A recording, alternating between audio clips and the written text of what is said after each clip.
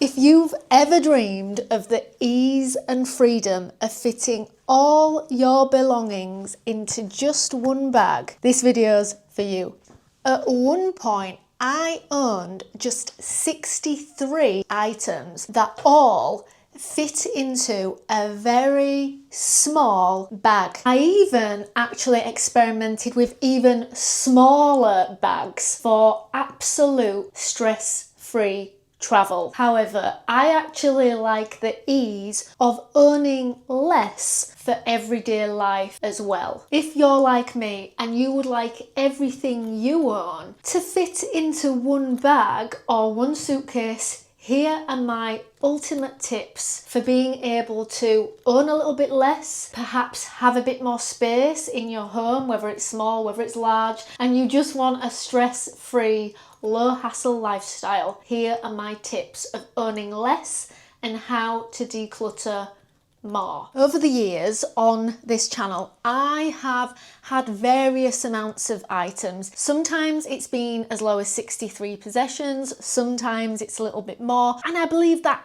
kind of has to be flexible sometimes, depending on the climate that you live in, even the season that you are living in. It might change and vary from time to time, but ultimately there's one thing that I have noticed, which is by far the biggest area of our personal possessions, and perhaps for many people the most difficult area. For instance, no matter what the amount of possessions that we all own, one thing that is similar is, in general, it tends to be that about 2/3, so about 66% of our possessions are usually clothing related. So really, we really have to fully consider our clothing. These are some key questions that I asked myself when narrowing and downsizing my wardrobe to quite a small amount. If you manage to get your clothing down to around 30 items, you are of course doing very well. It would be considered a very small minimalist wardrobe. And then even underwear and socks and things on top of that, it still takes up about 2/3 of what we own. So these are some key things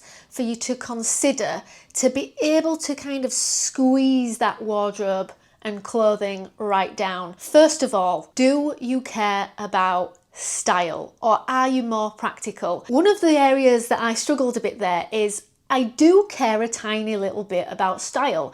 I want to feel nice in what I am wearing, even if I've got a very small wardrobe, and I do have a few more tips to do with that along the way. So you need to consider whether the things you choose to keep do actually make you feel happy and relaxed or comfortable whilst you are wearing them. I think they need to tick both boxes, because when your clothing is such a small amount, it has to do more than one job. So it's no good perhaps it being practical if you're also somebody that cares about style. You want it to be practical and stylish. The next factor obviously to consider is colour. Are you a minimalist or somebody becoming a minimalist that really loves wearing black all the time? Or are you like myself and you like a little bit of colour? If so, to help your downsizing a little bit easier, I would advocate trying to stick to 2 or 3 colours, perhaps on top of blacks and neutrals. For instance, my favourite colours are green, baby blue,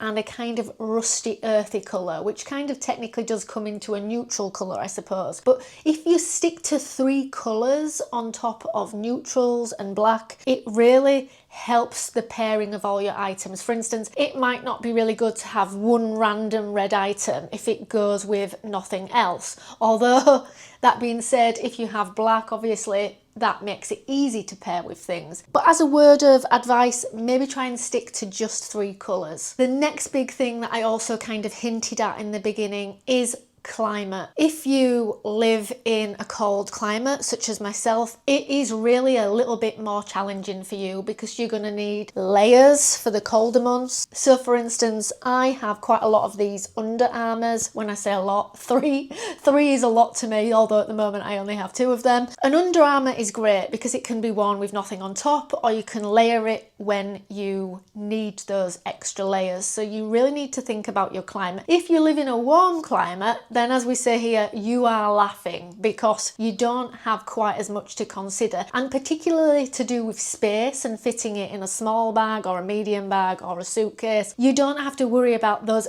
big coats taking up a lot of space, although I do have more tips on that coming up as well. So I briefly just preempted the amount. Do you want 3 of everything, or is 2 enough? In the past, when I have sort of packed for very, very minimal travel, sort of just packing a bum bag and doing my various experiments that I do, I have come to realise that having no change of clothes is definitely quite an impractical solution, because you haven't got something to wear whilst you are washing the other thing. 2 is doable, much more doable than only having 1, say, but 3 is perhaps a little bit better. So if you can, in some areas, I would advise 3 of each thing. But if you have some things that are alternatives that you could perhaps wear on laundry day, then that's okay too. So for instance, dresses are actually great multifunctional items because they're all obviously one outfit in just one item, and they don't take up a lot of space. So you could even wear, say, 1 dress while you're washing everything else in your wardrobe that day. Another great example of a multifunctional item is this. So I have a lot of items in my wardrobe that double up as other things. Case in point, this, to the average untrained eye, looks like a Turkish hammam towel, but voila, it is actually a hoodie. So it can double up as a beach cover up, a dressing gown, or a towel. I have quite a few items like that in my wardrobe to save space because it does several jobs in one. Another really good example of a multifunctional item is perhaps zip-off trousers that zip off into shorts. Anything that has sort of 2 functions in one is a great idea for when you are trying to pack everything you own into a small bag, or if you just simply want to have less stuff because you don't have a lot of storage space like myself in my little micro apartment, or if you just want more space in your home in general for less stress. Now, another biggie. The socks. I actually only wear socks when I am in a cold climate. If I am going somewhere warm, if I'm living somewhere warm, I don't even actually take socks. If it's warm enough, I can cope without, but in the cold weather, I definitely need them to keep my feet warm. Even at night time when I'm sleeping, in the hot climate, I can cope without them. But socks actually do take up a lot of space. So ask yourself this, can you go without socks, as that is a big space saver in your packing, in your home? Think about how big your sock drawer is. Does it take up one whole drawer? There you go. Whilst we're doing this, one big thing you may be asking yourself is this a maintainable lifestyle? Or is it something people just do when they are preparing to travel? Well, I have basically lived like this for 3 years, and it's something that, whether I'm traveling or not, I intend to stay living like, just because it's easier and I have more space. However, I think one of the key goals is to always remind yourself while you're decluttering and perhaps downsizing, is to never completely feel like you are totally deprived. For instance, if you are somebody that loves having little accessories and earrings and to jazz up an outfit, keep them. They are tiny, they barely take up any space, and I think that's perhaps more important than the amount of items we have, whether it can still fit into a small area and how much space it takes up. So for instance, one thing I actually do have is I still have quite a few pairs of earrings because they literally fit into a tiny little bag, you know, a little pouch, and it enables me to still feel like I am accessorizing and jazzing up outfits. So never feel like you are being deprived or that you have to deprive yourself of stuff. The biggie. This might even take up more space than the actual clothing, footwear. They're big, they're bulky, they're cumbersome, and even if you are a size 3 footwear like myself, they still take up the biggest space in your wardrobe. This by far has taken me the longest time to consider what I really need. Again, as always, if you live in a warm climate, you're laughing. You can just live in your Birkenstocks. That is what I do. Whenever I go off to a warm country for a month or longer, all that's coming with me are the Birkenstocks on my feet. However, a few things can crop up that might be a little bit perhaps annoying when you are packing, and that is, do you go running? Are you somebody that likes to go to the gym? Because then I can see that you will probably want to take a pair of trainers or sneakers. That then starts to add up, and some people may say, well, wear the sneakers instead of the Birkenstocks, but then they become sort of not really appropriate for when you're on the beach. So then you're at 2 pairs of shoes. So then I ask you to consider, what else do you do? Do you occasionally like to feel dressed up? I actually sometimes do like to dress up, and I think that Birkenstocks, whilst they can be quite dressed up depending on what accessories you wear, they also look a little bit bulky. So if you want to branch out to a 3rd pair of shoes, I would just say go for a style that is quite easily moldable or easy to flatten. So for instance, I have some very tiny, slim Greek sandals that are perhaps a little bit more elegant, not quite as chunky, but definitely a little bit easier to dress up. If you can get your footwear down to 3 pairs, I definitely think it's going to help you pack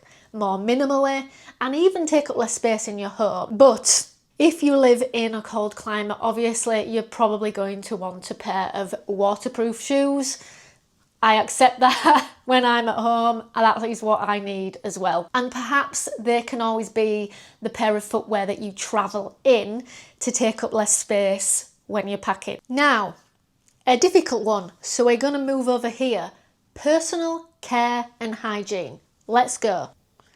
This is my personal care and hygiene cupboard, cabinet, but really it's a mirror. Hidden storage as usual. But it's actually not just that. This small, tiny cabinet actually has everything that I own inside it that is not clothing or footwear. At the moment, I have acquired a little bit more because I've had a period where I am at home. But when I go traveling, and in general, when I'm not living in a property that has a few water issues like this property, which dries your hair, dries your skin out, even though we have filters, as I often say, in general, I have a lot less. So here are some things to consider to do with personal care, hygiene, and products, as I really think they are also a large culprit for stealing space in your home, but also when you are packing and trying to downsize everything into just one bag. Multi-use products. Is it possible for you to have a product that is multi-use? For instance, in our bathroom,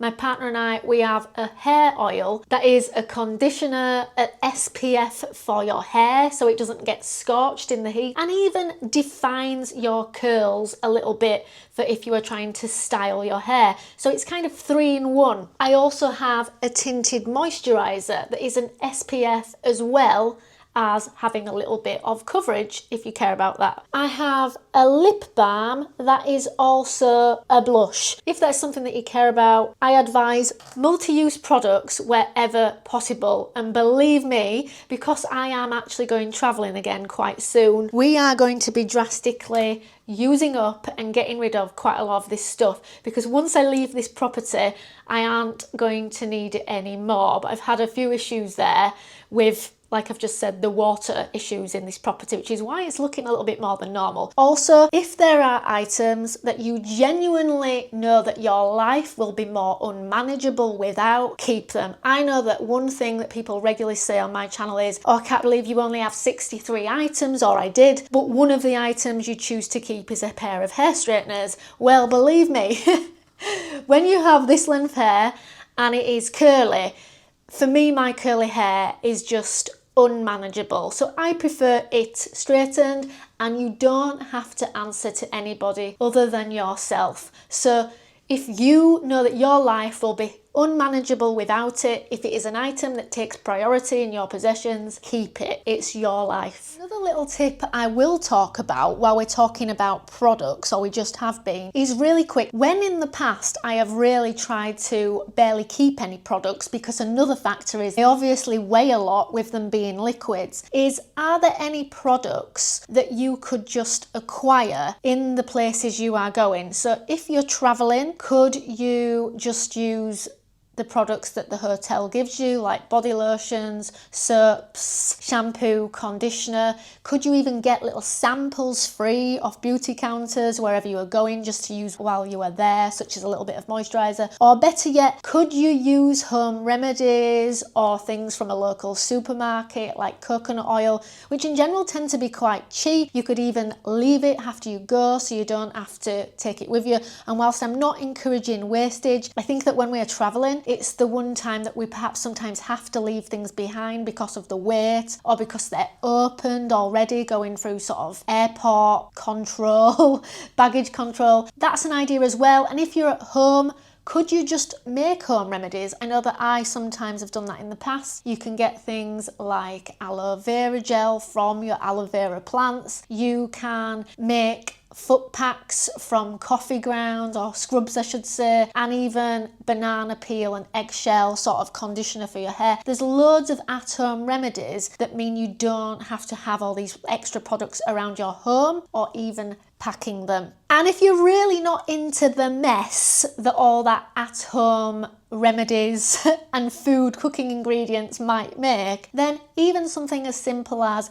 miniatures, you know, the little tiny miniature sections you might find in the local pharmacy or chemist. At the end of the day, they're a lot tinier, they take up less space, and in general way less if you're packing them. They might just be better for you all round. Now, this is quite a tumultuous area of discussion, shall we say, because I've just mentioned food. I do have points in my minimalist journey where I've had a bit less and I've had a bit more, and packing them all into one bag or backpack. One thing that I really started to do at the beginning of my journey was always pack sort of a stainless steel canteen lunchbox and a stainless steel bottle. Always thinking, well, if I'm on the move, I'm going to want something to eat out of and drink out of. But what I realised is they take up a lot of space. And although I would absolutely advocate taking your own water and refilling water rather than using plastic bottles,